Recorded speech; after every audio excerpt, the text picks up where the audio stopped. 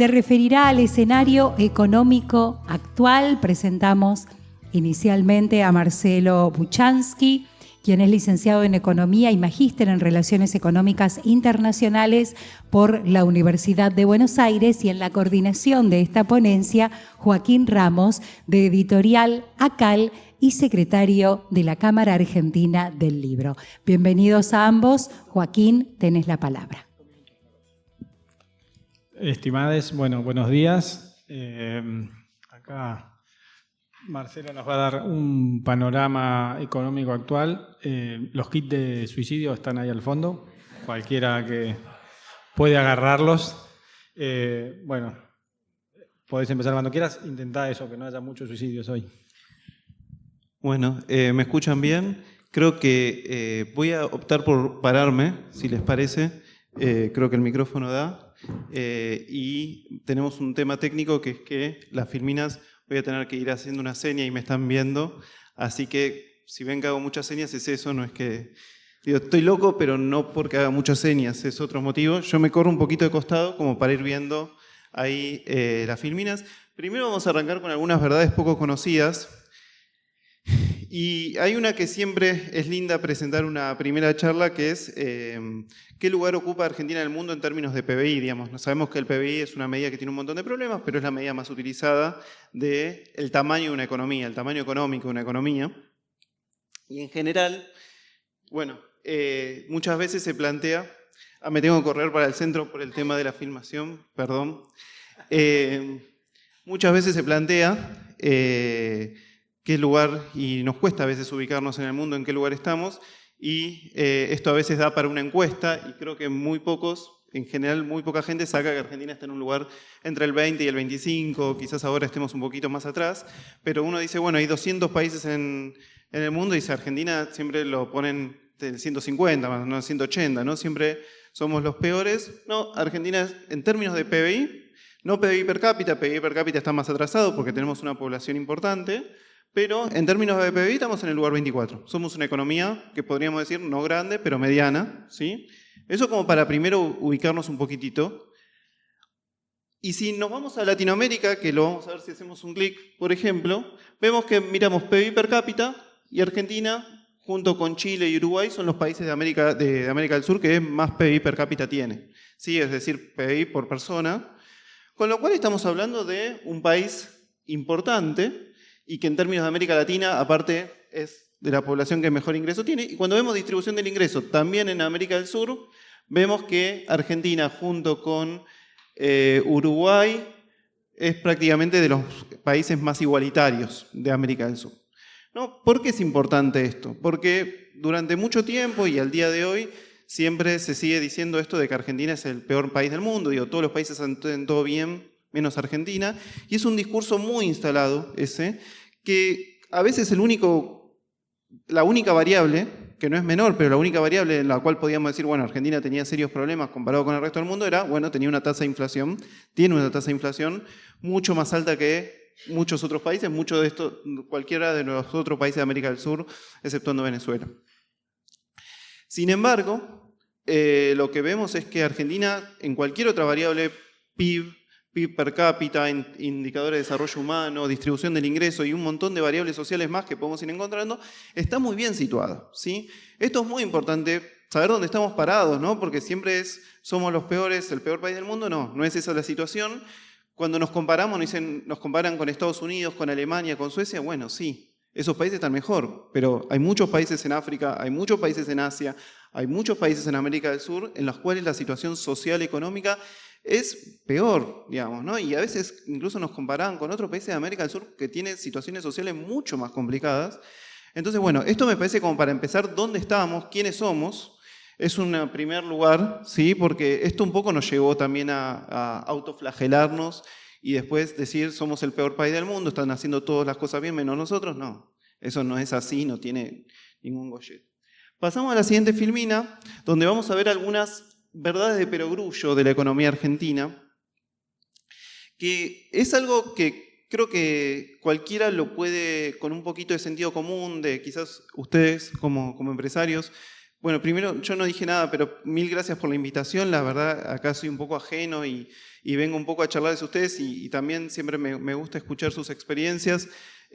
Bueno, acá estuve hablando un poco antes con él ayer, las experiencias que ustedes como editores, como libreros, y hay algunas verdades que son quizás más de la calle, del día a día, del empresario, del trabajador, y estas cosas como que deberían ser verdades de perogrullo de la economía argentina o quizás incluso de cualquier economía, ¿sí?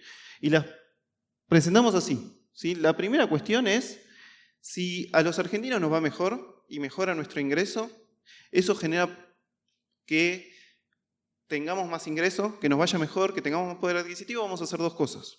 Una, vamos a consumir más. Y como consumimos más, gran parte de nuestro consumo es importado. Con lo cual vamos a empezar a importar más, incluso a veces cosas no nos damos cuenta. Digamos, si nos compramos un auto, tenemos que saber que, aún si se hace en Argentina, el 80% de ese auto tiene un componente importado. Ni hablar si no compramos un celular es importado. Digo, la gran parte de nuestro consumo, nos demos cuenta o no, incluso cuando dice industria nacional, tiene un componente importado. Y aparte, si mejora nuestro ingreso, en términos generales empezamos a ahorrar más, y una gran parte del ahorro se ahorra en dólares, ¿sí? Clase media, clase alta ahorra en dólares en Argentina. Con lo cual, cuando la economía crece, cuando mejora el ingreso, inevitablemente van a aparecer problemas de falta de dólares. Porque el sector que trae dólares es principalmente el sector agropecuario. Bueno, ahora se estaría sumando el sector energético, pero tradicionalmente es el sector agropecuario que trae una determinada cantidad de dólares que depende del precio internacional de la soja, del maíz, del trigo. Y es algo dado eso, y no podemos hacer mucho sobre eso. Sin embargo, cuando la economía crece, empezamos inevitablemente a importar más. Y lo opuesto, ¿no? Si hacemos una recesión bestial como la de este año, las importaciones caen, ¿sí? Pero no es que caen porque somos más competitivos o porque sustituimos importaciones. No, caen por la recesión, porque consumimos menos y gran parte de nuestro consumo es importado y porque ahorramos menos y entonces tampoco vamos a ahorrar en dólares, ¿sí? La otra verdad de perogrullo es que en Argentina sabemos... Claramente, digo, es imposible no saberlo. Digo, esto, si yo fuera a Estados Unidos a dar una charla o a Alemania, tengo que esto explicarlo un rato largo.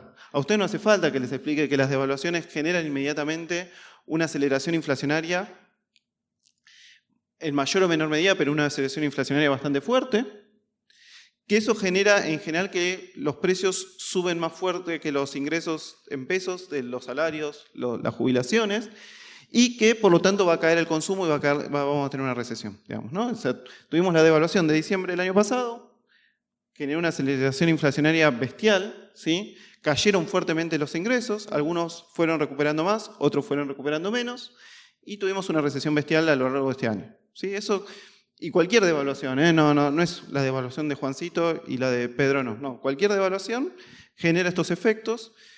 Puede haber alguna devaluación históricamente que no haya sido tan terrible como la de 2001, no, pero tenías 25% de desempleo y era una situación catastrófica, ¿no? Entonces, en general, estas deberían ser como verdades perogrullo, digamos, ¿no? Más o menos uno sabe que esto va a pasar y esto pasa. En las economías en general y en la Argentina en particular, ¿sí? Así que eso como punto para iniciar un poco alguna discusión teórica, debate de quiénes somos por un lado y algunas cuestiones más sobre la economía argentina en general. Ahora vamos a ver algunos indicadores muy generales, primero de todo lo que fue pasando desde diciembre, un poco más para atrás, hasta acá, para entender un poco dónde estamos, en términos de actividad económica, pero en una segunda parte me voy a dedicar a ver cuál es la sostenibilidad de esa situación económica, de este contexto económico, y para ver esa sostenibilidad lo que vamos a tener que ver es el contexto externo. ¿Por qué? Porque en la economía argentina, en cualquier economía, pero un poco más en la economía argentina, el contexto externo es clave, ¿no? ¿Cómo lo entendemos el contexto externo? ¿Hay dólares o no hay dólares? ¿No? Podemos simplificarlo así, digamos, ¿no? En esa cuestión. Si hay dólares, la cosa puede marchar. Si no hay dólares, la cosa va a estar más complicada, ¿sí? Después, obviamente, hay un montón de cosas para hacer hacia adentro. No es que el contexto externo nos determina y no hay nada que podamos hacer, pero sí es cierto que el contexto externo es clave para entender qué es lo que pasa y el precio del dólar es clave para entender lo que pasa. Sabemos que un dólar planchado desacelera la infla, pueden empezar a mejorar los ingresos y genera cierta estabilidad.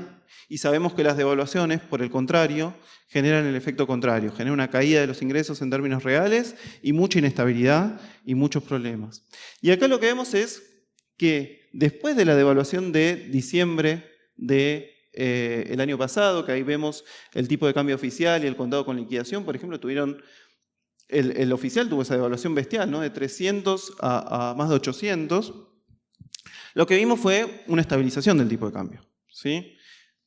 Por un lado, el tipo de cambio oficial, pero también de los tipos de cambios financieros, el contado con liquidación, el MEP, todos los tipos de cambios se fueron estabilizando después de esa devaluación bestial de diciembre del año pasado, ¿sí? Que fue una cosa muy, muy impresionante, pero después tuvimos una estabilización, ¿sí? de los dólares, el oficial, y sorprendentemente también a partir de julio de los dólares financieros. Con lo cual tenemos una situación de devaluación bestial inicial, pero después de estabilización, que es la que estábamos, digamos, ¿no? Hay una mayor estabilización, pasamos a la siguiente filmina, y como les contaba, la devaluación genera aceleración de los precios. Y ahí lo tienen, digamos, ¿no? Claramente las columnas que se van muy, muy para arriba son las de diciembre del 23, enero del 24, febrero del 24. Claramente la devaluación generó una aceleración inflacionaria muy, muy grande, ¿sí? Pero en la medida que después el dólar se estabilizó, los precios se fueron desacelerando. La inflación se fue desacelerando con el 2,7 final que obtuvo del mes pasado. No hay que encontrarle mucha explicación a esto, es muy sencillo. Digo, es las verdades de perogrullo que les decía antes. Devaluás, la inflación se te acelera. Estabilizás el dólar, la inflación se te desacelera, digamos. Y el gobierno lo sabe esto, no sabe perfectamente y por eso está tan preocupado por estabilizar el dólar. Y lo otro que decíamos, si hay una devaluación, se aceleran los precios. Lo otro que pasa es que caen los ingresos, el poder adquisitivo de las personas, de los trabajadores, de los jubilados, y genera una recesión muy fuerte. Tuvimos el pico más bajo de actividad ahí, una caída de 8,3 interanual, IA significa interanual, y ahora el último mes creo que está medido, que es agosto, una caída de 3,8 interanual. ¿Sí? Pero tenemos un año 2024 de fuerte caída, digamos, ¿no? Con algunos meses un poquito más alto, pero después en general una recesión bastante fuerte, digamos, no estamos festejando que estamos cayendo un 3,8, ¿sí? Es mucho 3,8 una caída. Piensen que este estimador mensual de actividad económica es un proxy del PIB, del Producto Interno Bruto, ¿sí? Con lo cual nos mide un poco si la actividad crece o la actividad cae. Bueno, está cayendo un 4, y si mediamos todo el año seguramente la caída es incluso mayor porque tenemos meses de caída muy, muy fuerte, ¿sí? Ahí vemos un poquito la pandemia, cómo fue 2020, 2021, esos son los picos que ven para abajo y para arriba, pero yo lo que les quería mostrar un poco el último año, 2024, ahí bien a la derecha, y lo que vemos son caídas bastante importantes de la actividad, un poco las verdades de perogrullo que les conté antes, ¿sí? Pasamos, porque lo otro que nos llama la atención es que cuando miramos esa caída de la actividad, vemos que no es para todos los sectores igual. Digo, hay sectores que incluso les está yendo bien. Pesca es raro, es muy volátil, no sabría bien por qué, pero agricultura vemos que tiene un crecimiento de 4,5, explotación de minas y carteras un crecimiento de 6, pero vemos, por ejemplo, la construcción se derrumbó, ¿no? Esto creo es agosto, 18% de caída. Vemos otros sectores como la industria, etcétera, que también tiene una caída muy, muy fuerte. Comercio mayorista, 7,9 abajo, ¿sí? Industria manufacturera, 6,7 abajo. Digo, son variaciones muy, muy fuertes de un año a otro. Son variaciones interanuales, ¿sí? Es decir, compara agosto de este año con agosto del año pasado. Es el dato más reciente que tenemos de actividad económica, ¿sí? Pero tenemos otros indicadores que dan, bueno, mejora algunos. No es tan fuerte la caída para meses tan recientes, pero igual tenemos caídas bastante fuertes a lo largo del año, ¿sí? Y en algunos sectores muchísimo más que en otros, ¿no? Eso también la cuestión de que los cambios en la actividad económica no son iguales para todos los sectores. Pasemos a la siguiente. Ahí marqué edición e impresión, que esto es la utilización de la capacidad instalada. La utilización de la capacidad instalada es cuánto de una industria estoy utilizando efectivamente, digamos, ¿no? O si tengo las máquinas funcionando, las tengo paradas. Entonces, por ejemplo, la edición e impresión está utilizando el 62,4% de la capacidad instalada el año pasado, y este año, en septiembre de este año, estaría usando un 56%. Es una caída bastante fuerte de la utilización de la capacidad instalada, ¿sí? Estamos hablando de una caída de 6 puntos. Vemos que en general en todos los sectores pasa un poco lo mismo. El general nos marca de 67,9 a 62,4. En algunos es más, la producción de caucho y plástico pasó de 60 a 49,9. En algunos no pasa tanto, digo, en la refinación de petróleo prácticamente está a niveles muy, muy altos. Este indicador es muy importante sobre todo porque nos da cuenta de si va a haber inversiones a futuro. Porque si claramente la utilización de la capacidad instalada está en el 50%, ningún empresario va a invertir. ¿Para qué invertir si no tiene que ampliar la producción, si tiene todas las máquinas paradas, digamos, ¿no? Entonces vemos que si hay inversiones seguramente vaya a ser en la industria de metales básicas, o en la refinación de petróleo, o en algunas otras cosas, pero no en los sectores que están con una utilización de la capacidad instalada más baja. Esto para dar cuenta también un poco de los problemas que está teniendo la industria de poca utilización de la capacidad instalada. Si quieren pasemos a la siguiente.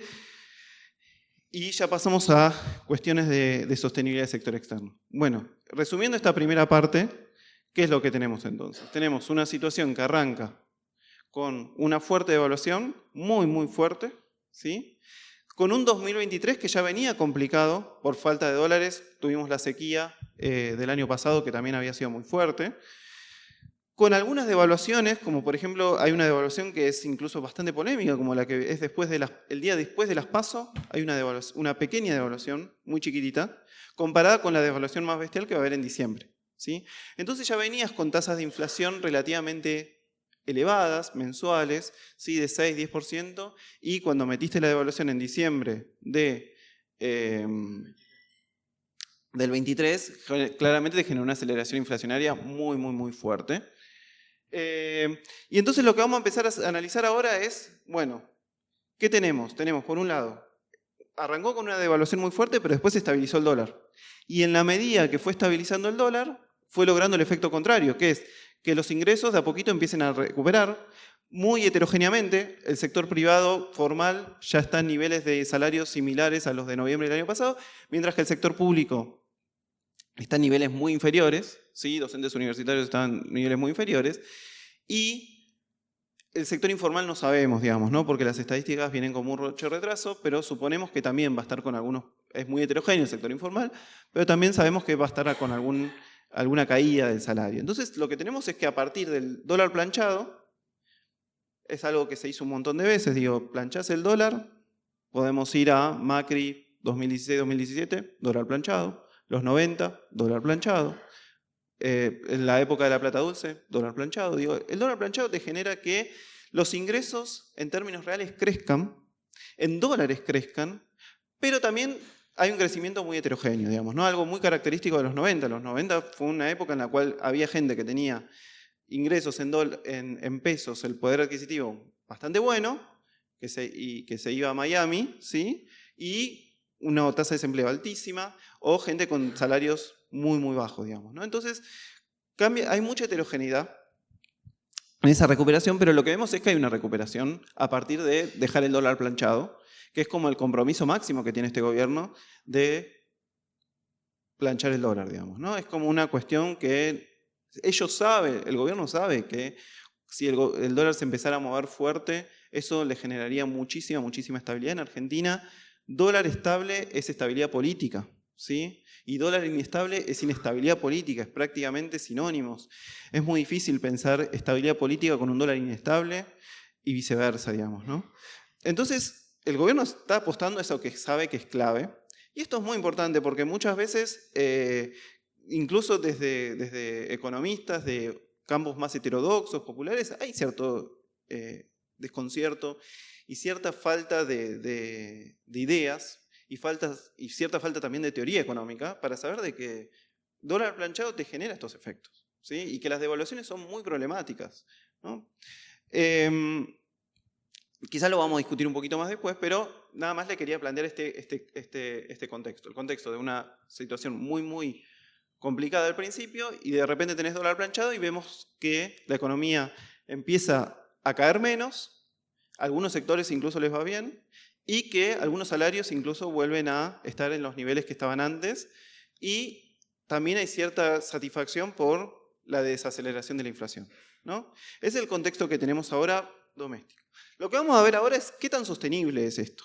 Y para saber qué sostenible es, ¿hay dólares o no hay dólares? Digamos, ¿no? Es la pregunta, lo puedo decir técnicamente más sofisticado, pero en la práctica es, ¿hay dólares o no hay dólares? Digamos, ¿no? Si hay dólares, que vengan del exterior o que surjan ya sea de forma genuina por las exportaciones o por endeudamiento externo o por el motivo que sea, ¿sí? La cosa va a estar más bien calma. Si no hay dólares, se empieza a mover, ¿sí? Si hay dólares, van a poder mantener el dólar planchado. Si no hay dólares, no van a poder mantener el dólar planchado. Entonces, en un momento se vuelve la discusión, che, ¿hay dólares o no hay dólares? ¿Qué va a pasar? Y ahí es lo que llamamos sostenibilidad externa, ¿sí? Y es un poco lo que vamos a ver. Creo que había una filmina antes que no la mencioné, que esta es un poco la balanza de pago, ver qué pasa con las expo.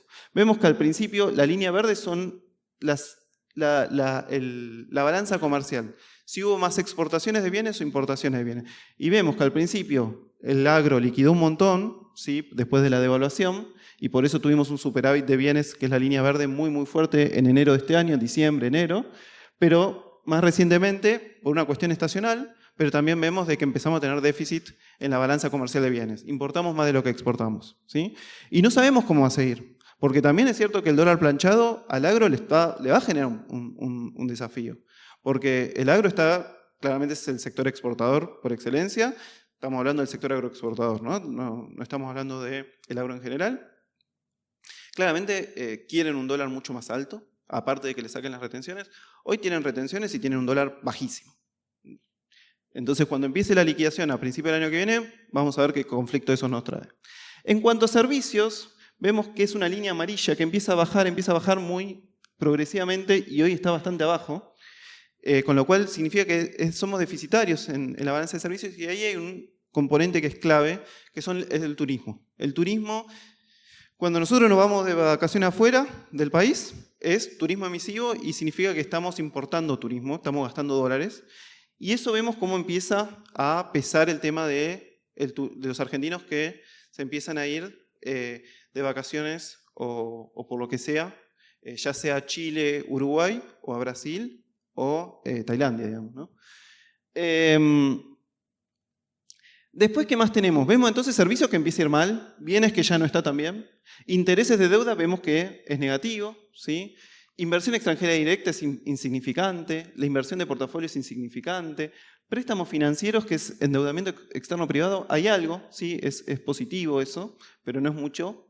Y formación de activos externos, que es la fuga de capitales, es positivo, es decir, efecto del blanqueo y efecto del control de capitales, que hay cepo. Entonces lo que tenemos es de que, si tenemos que decir, bueno, ¿qué me tira para arriba y qué me tira para abajo? Y en el último mes lo que vemos es que bienes y servicios me tira para abajo, intereses me tira para abajo, y que el endeudamiento externo privado me está tirando para arriba y el blanqueo me está tirando para arriba. Entonces, hay dólares por el tema del blanqueo y hay dólares por el tema del endeudamiento externo privado, poquito, porque estamos hablando de 400 millones cada uno, 500 millones de dólares cada uno, no es mucho, y vemos que se están yendo los dólares por déficit de bienes y déficit de servicios, turismo, ¿sí? Y pago de intereses de deuda externa, ¿sí? Como para que estemos un poco pensando, bueno, en qué situación estamos en cuanto a los dólares, porque sabemos, ¿se acuerdan de ese sketch de Capusotto? ¿Dónde están los dólares? ¿Dónde están los dólares? Es así, digamos, ¿no? Pasamos a la siguiente. Para ver un poco, bueno, también para ver la sostenibilidad externa tenemos que ver las reservas. Cuando vemos las brutas, puede que esté un poquito atrasado eso, ahora creo que están un poquito más altas, en 30.000 millones, pero cuando vemos las netas vemos que están en niveles muy, muy bajos, ¿sí? Cuando hablamos de las netas estamos restando, o sea, como que en las reservas se considera cuando la gente tiene depósitos en dólares en los bancos comerciales, el banco comercial se da vuelta y le da los depósitos al Banco Central en general. El Banco Central eso lo suma como reservas brutas, pero después cuando calculamos la renta lo tenemos que restar porque se supone que el Banco Central no va a usar los dólares de los depósitos de las personas, ¿no? Entonces por eso se resta de las brutas los depósitos de las personas, se resta el BOPREAL que tiene que pagar el Banco Central, que es este bono que emitió para los importadores, y se restan algunas otras cositas y cuando vemos las netas nos da que están negativas, con lo cual vemos una situación de dólares complicadísimo, digamos, ¿no? Engaña un poquito el de las brutas, pero en términos netos vemos que es bastante complicado, ¿sí? Pasamos al siguiente y vemos que la forma en la cual logró últimamente, a partir del blanqueo, el ministro de Economía estabilizar el dólar fue claramente con el endeudamiento doméstico bancario en dólares, ¿sí? ¿Por qué? Porque cuando daba un crédito a las empresas en dólares, las empresas estaban obligadas a venderlo, entonces esos dólares los vendían y eso hacía que se estabilice el tipo de cambio. Y aumentó muchísimo el endeudamiento en dólares de las empresas en este último tiempo. Y ese es un factor clave para explicar por qué el tipo de cambio está estabilizado y por qué no hay una situación de inestabilidad cambiaria, ¿sí? Tanto en lo que se refiere a los dólares financieros como al dólar corriente. ¿Qué es lo que hace los bancos comerciales? Prestan dólares a las empresas argentinas por cualquier motivo. En general hay que tener un permiso especial para tomar un crédito en dólares, no cualquiera puede tomar un crédito en dólares. Después de la experiencia del 2001, digamos, aparece eso. Y lo que hacen las empresas es, están obligadas a vender esos dólares. Con lo cual, ¿a quién se lo venden? Al Banco Central. El Banco Central compra dólares y vende pesos y estabiliza el tipo de cambio, ¿sí? De esa forma aparecen los dólares. ¿Cómo aparecen? Con una forma de multiplicación secundaria, con una forma, si se quiere, media extraña, media como un fenómeno contable, pero una creación de dinero secundario en dólares es algo bastante extraño. Es muy característico de los 90 esto. En los 90 hubo mucho crédito en dólares, cuando Argentina es un país que no emite dólares, digamos, ¿no? Porque una cosa es que haya crédito en dólares en Estados Unidos, que sabemos que si hay algún problema siempre hay un prestamista de última instancia, que es el Banco Central de Estados Unidos, que va a salir a respaldar esa situación. En Argentina, lo que pasó en 2001 es que hubo mucho crédito en dólares durante los 90, y cuando hay una corrida bancaria, el Banco Central no emite dólares, con lo cual está limitado en su poder de prestamista de última instancia, y eso terminó generando el recordado 2001. Pasamos entonces un poquito más. Vemos que el precio de las materias primas está también bastante flojo. Digo, a nivel internacional el petróleo va un poquito mejor, pero el agro y los metales no está ni especialmente alto ni especialmente bajo, pero que no sería un motivo para que tengamos muchos dólares. Y pasamos la siguiente y vemos cuáles son los vencimientos de deuda externa que se nos vienen y son muy grandes, ¿sí? 2025 tenemos 14.000 millones. Esto se lo pedí prestado, agradezco al Centro de Estudios Económicos de Scalabrini Ortiz. La verdad que tuve que preparar las filminas bastante rápido y esto lo tomé de ellos. 2026 calcularon 15.000 millones de dólares y 2027 calcularon casi 22.000 millones de dólares. O sea, mucha deuda, tanto en bonos soberanos, lo que es pago de capital, bonos soberanos, lo que es pago de intereses, deuda con el FMI, que uno podría pensar que se puede llegar a refinanciar, seguramente, y los BOPREALES que emitió el Banco Central recientemente, ¿sí? Con lo cual tenemos un panorama de que hay que conseguir muchos dólares en los 3 años que vienen y que no tenemos dólares, ¿sí? Eso es lo que yo les estoy mostrando. Pero vamos a la siguiente filmina y de repente vemos cuáles son el riesgo país y el precio de acciones argentinas. Ahí puse el ejemplo de YPF, ¿sí? Y están bárbaros, ¿sí? Vemos el riesgo país está en niveles bajísimos. Creo que está atrasado ese gráfico, ahora está en menos de 800 puntos, digo, viene bajando muy fuerte, ¿sí? Todavía no están los niveles de 2015, 16, 17, 18, antes de que se arme el problema con Macri y tenga que ir al FMI, pero viene bajando y cualquiera ve, ¿no? Abre cualquier diario financiero y te dicen los precios de los bonos en dólares están disparándose, digo, van bárbaro. Vemos los precios de las acciones argentinas, fíjense, la acción de Argentina de YPF en el mercado de Nueva York está a 32 dólares. En el gobierno de Alberto estaba 5 dólares. Y fíjense cómo está subiendo, digamos, está subiendo así de forma exponencial. Con lo cual, lo que me pasa a mí cuando yo veo todo esto es, el mercado está viendo algo que yo no estoy viendo, ¿sí? Entonces puede ser de que yo tenga algún problema, fíjense que uso anteojos, con lo cual tengo como 5 puntos de miopía, ¿sí? Pero el mercado está viendo algo que yo no estoy viendo. El mercado está viendo que, todos los días el riesgo país está bajando y los precios de los bonos en dólares están subiendo, pero fuerte, fuerte. Y el precio de las acciones están subiendo fuerte. Miren, o sea, fíjense cómo está empinado esa acción de YPF, el precio de Nueva York, ¿sí? Entonces los mercados evidentemente están viendo algo. ¿Qué es lo que están viendo los mercados? No lo sé. La foto de anoche seguramente también ayude a que hoy si la acción de YPF cerró a 32 dólares ayer, hoy va a estar a 35, 40 dólares, ya no sé, digamos, y el riesgo país va a seguir bajando. Y si el riesgo país sigue bajando, eso alentaría de que Argentina podría refinanciar su deuda. Hoy el riesgo país en Argentina es tan alto que Argentina no puede refinanciar voluntariamente su deuda. Si va a los mercados no le refinancian la deuda, ¿sí? Que aún bajando el riesgo país también hay que ver si los mercados te van a refinanciar la deuda, porque el que armó todo este lío es el que ahora es ministro de Economía, digamos, ¿no? El que empezó con todo el endeudamiento tan fuerte en 2016-2017. Con lo cual, digamos, los mercados mucha gracia no les causa esa persona. Digamos, hubo muchos fondos que perdieron mucha plata.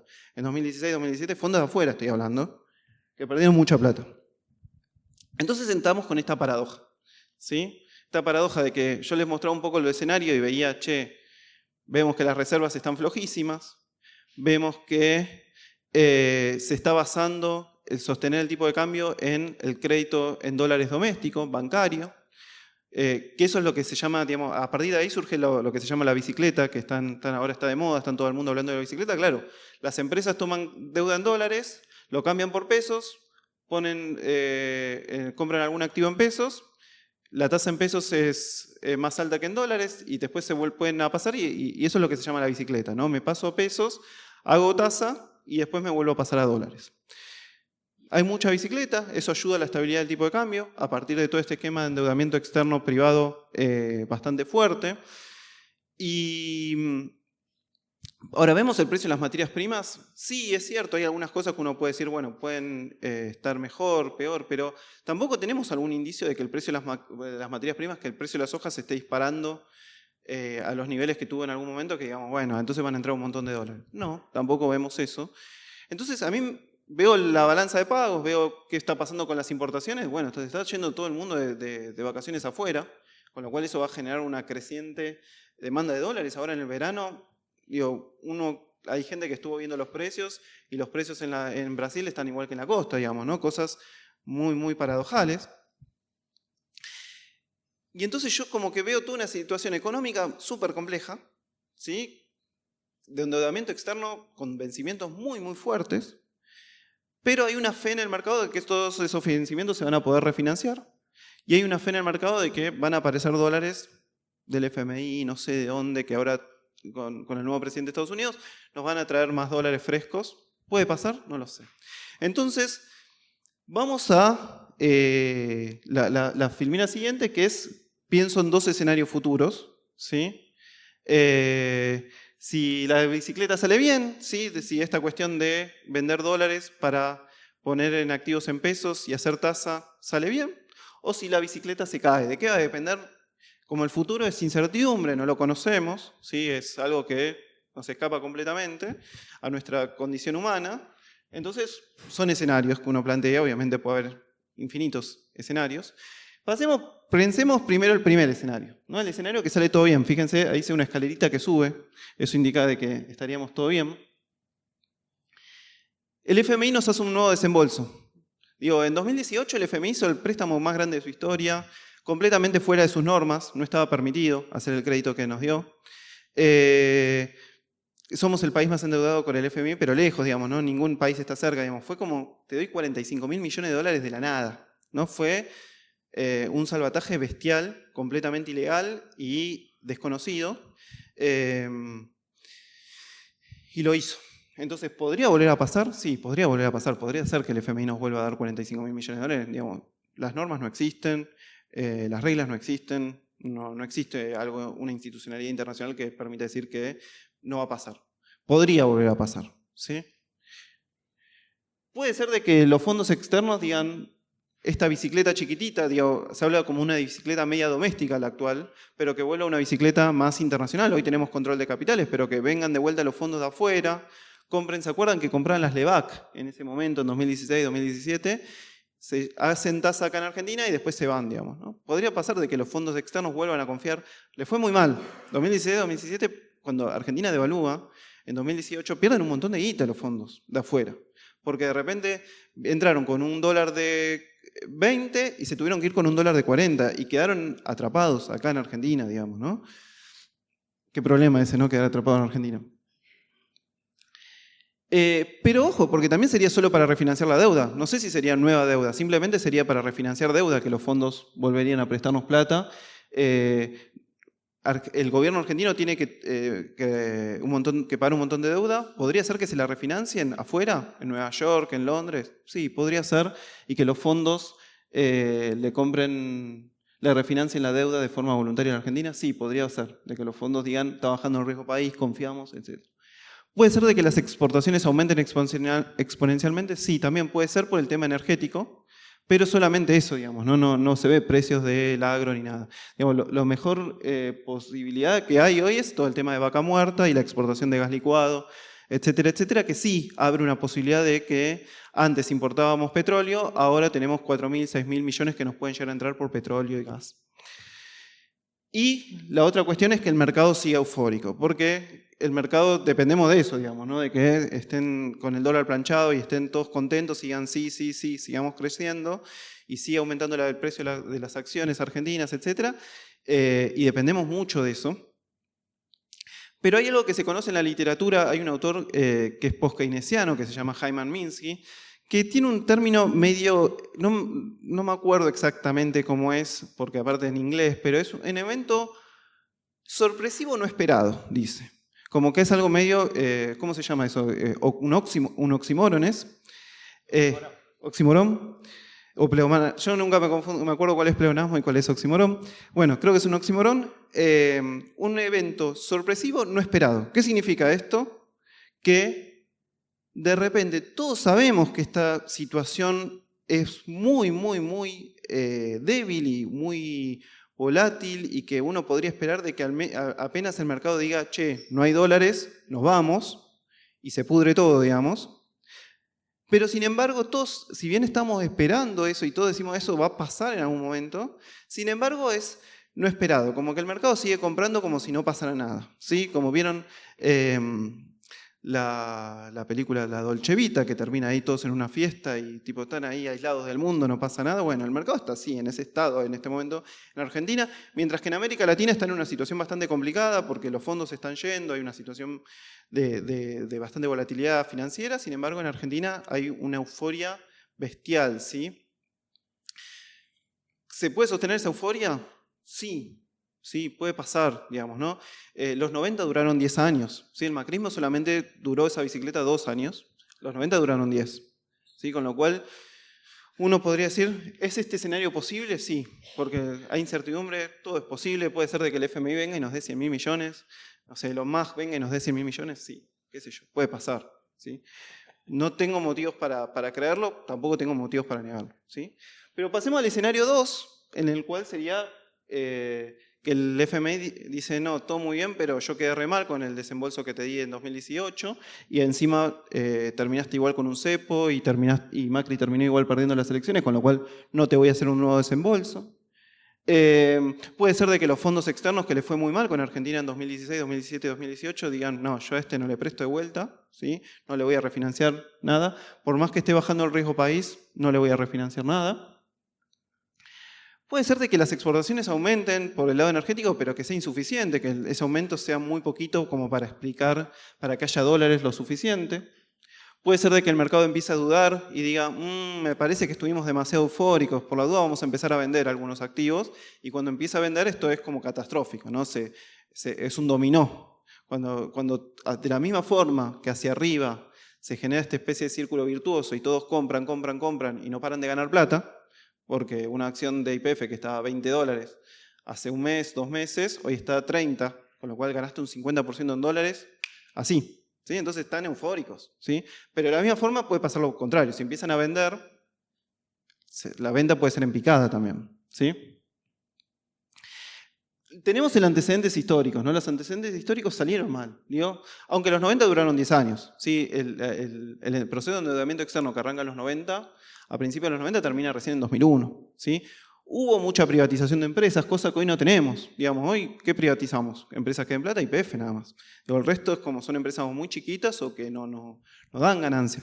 Entonces no tenés el panorama de los 90 que podías habilitar un montón de inversiones extranjeras para que vengan a comprar Aguas Argentinas, Edesur, Edenor, todas las empresas que vinieron a comprar, YPF, etc. Hoy no está eso, ¿no? Entonces,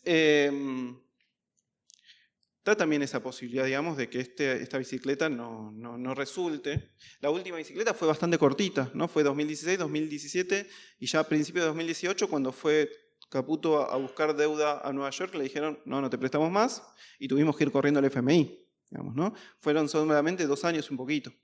Entonces ahora no sabemos qué va a pasar, la verdad. Hay una autora que dice que los mercados tienen una frase que es "This time is different", como que los mercados dicen, no, esta vez va a salir bien. Bueno, por ahora no. Ahora, yo tampoco soy dueño del futuro, no lo conozco el futuro, y no puedo estar seguro de que esto va a terminar mal. Y aparte, si terminara mal, no sabemos dentro de cuánto, ¿sí? Puede durar bastante, como los 90, por ejemplo. Y mientras salga esto, digamos, esta bicicleta siga saliendo, lo que vamos a tener es un dólar planchado y una mejora en los ingresos, sobre todo de alguna parte de la población, del sector privado formal. Le va a estar yendo bien y va a estar contento, va a estar con un dólar estable, inflación a la baja, salarios, va a estar contento, se va a poder ir de vacaciones a Brasil, a Miami, Tailandia, ¿sí? Entonces, que fueron los 90, fue la época de la plata dulce, fue también 2016, 2017. Si se acuerdan del Mundial de Rusia 2018, la cantidad de argentinos que había, era el país que más gente llevó al Mundial de Rusia. Bueno, fue esa euforia. Esta no sabemos cuánto va a durar, por ahora es muy doméstica la bicicleta, no están entrando fondos afuera. Es una bicicleta local, ¿sí? Pero que permite toda esta situación de estabilidad. Y bueno, nada, ahí termina, si no me equivoco, creo que ahí termina mi presentación, así que, bueno, muchísimas gracias por la invitación.